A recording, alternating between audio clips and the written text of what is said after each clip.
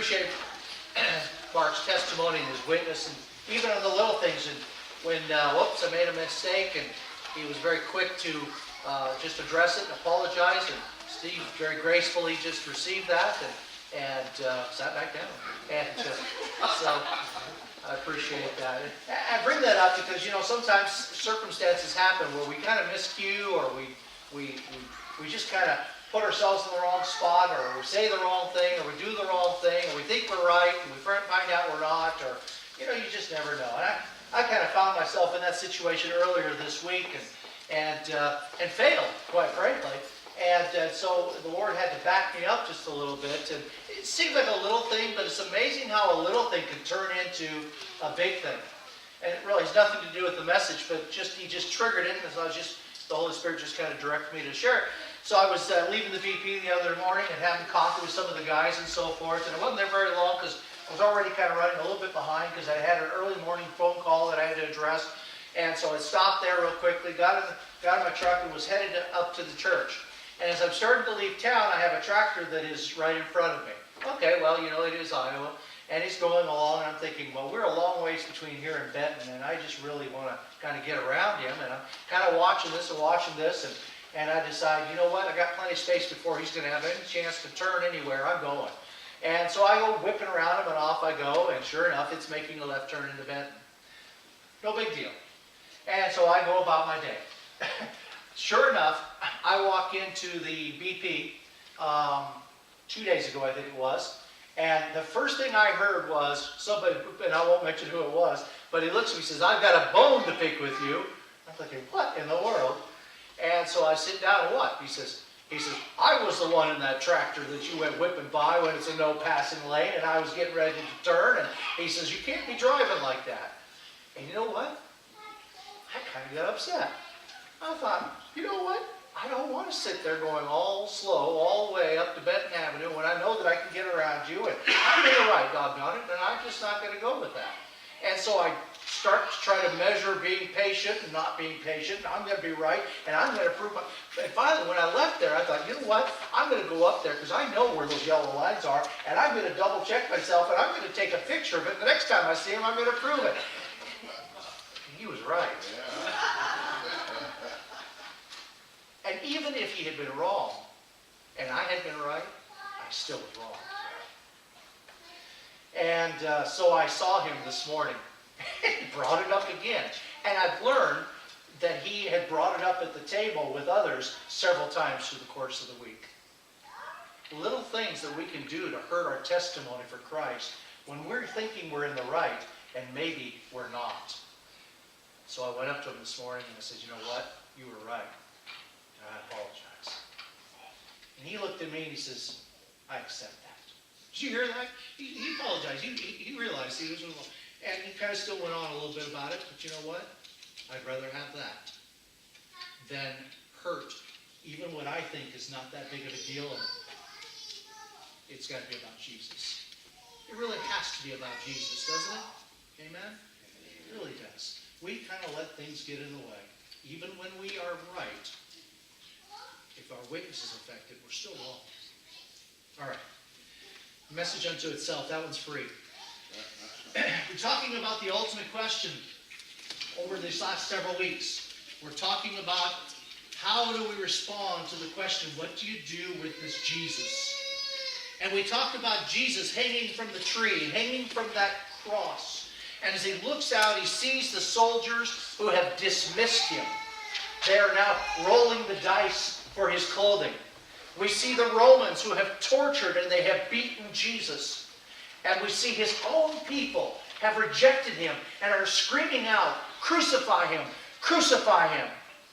But perhaps the wound that was deepest into the spirit of Jesus hanging on that cross was found because of the ones who were his closest followers, and they were nowhere to be found that morning. When things got really tough, they deserted Jesus. Let me ask you a question. With a show of hands, have you ever felt like you got deserted when you really needed somebody to be there? Maybe you felt betrayed. Maybe you felt stabbed in the back. Maybe you got blindsided by somebody when you felt like they were going to be there for you and they weren't? Yeah? Yeah, been there. And here Jesus had these who were his closest followers, and all of a sudden, they're not. They're gone. Remember that story I shared a week or two ago about the Dear John letter that the soldier got from the girl who had broke up with him, and not only had she broke up with him, not only had she dumped him, but she had the audacity to want her picture back so she could use it as her engagement picture for the other guy? Sometimes the things that people do. Nobody likes to be betrayed. Nobody likes to be hurt. Especially when it comes from someone who you trusted, that you felt close to, that you have given yourself to. But this is exactly what happened to Jesus.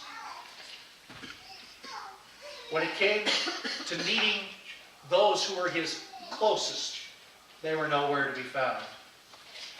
The challenges of life found there in their experiences really reveal, beloved, our true responses to Jesus as well.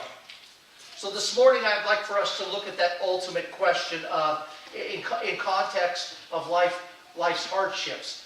What do we do with Jesus when life gets tough? When we talk about deserting Jesus, we can easily think of Judas, can't we? We easily bring him to mind when we consider that. When we think about denying Jesus, the first name that comes to mind, of course, is Peter. But the reality is all of the disciples could be indicted as well for desertion. Even John, who came back and was at the foot of the cross in the Garden of Gethsemane, he ran as well. He left and abandoned Jesus there. These guys saw Jesus heal the lame. They saw Jesus bring sight to the blind. They saw Jesus turn funeral services into reunions of the family. And yet, when things got south on them, when things went difficult, when things became different than what they were expecting and hoping, they ran. It's not much different for us today. Let's consider the disciples' story. Let's look at them for a little bit. And then we're going to zoom in to Peter. And then we'll zoom in a little farther and look at Judas this morning. And with each of them, as we look at their stories, we'll come up with a corresponding word or words that will describe their response. So you can follow along in your insert there in your bulletin if you'd like. And we'll see first of all the disciples' story. We look at the disciples' story, and we can see there in the verse that I've put on there for you, Matthew chapter 26, picking up with verse 36, it says, "Then Jesus went with his disciples to a place called Gethsemane. And Jesus said to them, 'Sit here, and while I go over there, and I pray.' And he took Peter and two of the sons of Zebedee along with him, and he began to be sorrowful and troubled in spirit. Then he said to them, 'My soul, it is overwhelmed with sorrow, even to the point of death. Stay here. Stay here and keep watch with me. Pray with me, won't you?' It goes a little farther there, and we see that Jesus fell on his face to the ground, and he was praying, and he was agonizing in his spirit by that which he was about to go into, because he knew exactly what was about to happen. And in that he said, 'Father, if it's possible, if there's any way, if this cup could be taken from me, if there's a plan B, yet not what I want, not what I will, but your will be done, Father.' Then Jesus returned back to the disciples and returned back to the disciples. He found them asleep. He said, 'Could you not just keep watch for 1 hour? Just 1 hour?' He said, 'Watch and pray, will you not? Will you stay awake? Watch and pray so that you don't fall into temptation?' Then he said to them these telling words. He says, 'The spirit is willing, but your flesh is weak.' And then it's interesting to note that 2 more times Jesus went off to pray, and when he came back, 2 more times they had fallen asleep. And I imagine they probably did the same thing you and I do. Sit up, stir, do everything, get up, walk around, do something so that they could stay awake. But they couldn't stay awake. Big meal, stressful long day, they zoned out. He asked them to pray. They couldn't do it. The phrase that I want you to write down is 2 words that describe the disciples' story. It is fatigue and fear. Fatigue and fear. That is why these guys deserted Jesus. Fatigue and fear. Jesus requested them to pray. They wanted to comply, but they were too tired. You ever been so tired that you had a hard time staying awake? Huh? Maybe it was an interview that you had, that you were conducting with somebody. Maybe it was a date that you were on, going to see the movies. And you keep getting the nudges in the ribs. Maybe it's that mandatory training course that you don't want to go to, but you have to be at. You can't keep your eyes open. You know what I'm talking about? Or maybe it's a more recent time, like now. It's okay to get the ribs of the person next to you. The disciples, when they woke up from this slumber after the 3rd time, what did they wake up to? A crowd of people that they had not seen before. And they came with clubs and knives and spears and swords.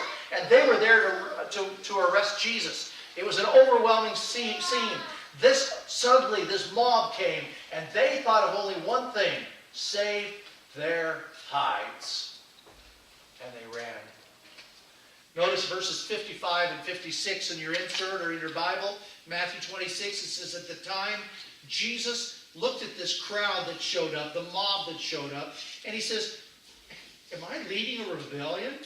That you have to come out with swords and clubs to capture me? Every day, Jesus said, every day, I sat out in the temple courts, in public, in front of everyone, teaching. You never arrested me there. This, however, is all taking place, Jesus said, that the writings of the prophets would be fulfilled. You think you're pulling something, God already knew it was going to happen. The disciples heard all of this, and they ran. They fled.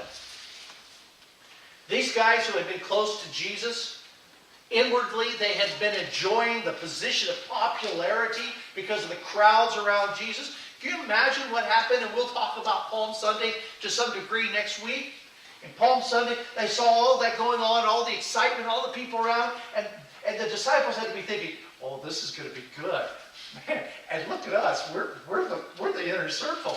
This is great. So they were experiencing the position of popularity. They were looking forward to Jesus bringing in a kingdom that was going to change the world and free them finally from the Romans. And it appeared to them that this was going to be amazing. But it wasn't what Jesus had in mind. And so when it suddenly appeared to them that the future didn't mean leading with Jesus, but bleeding with Jesus, their commitment, it faltered. And they ran. Jesus said to the disciples, your spirit is willing. Your flesh, it's weak. Does that sound familiar? Oh, you've got good intentions. But oftentimes we're just too tired to follow through with them.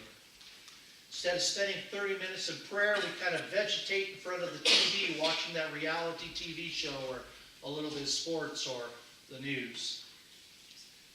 We intend to wake up early to spend time in the Word so that we can feast on the manna of God. And we want to spend time in reading it, but instead we hit the snooze button a few more times. We know that God wants us to be that kind of parent that raises our children and teaches our children and prays with our children and interacts with them. But we get home after work and we're tired and we're wore out. And so we put them to sleep and then we plop down in front of the TV.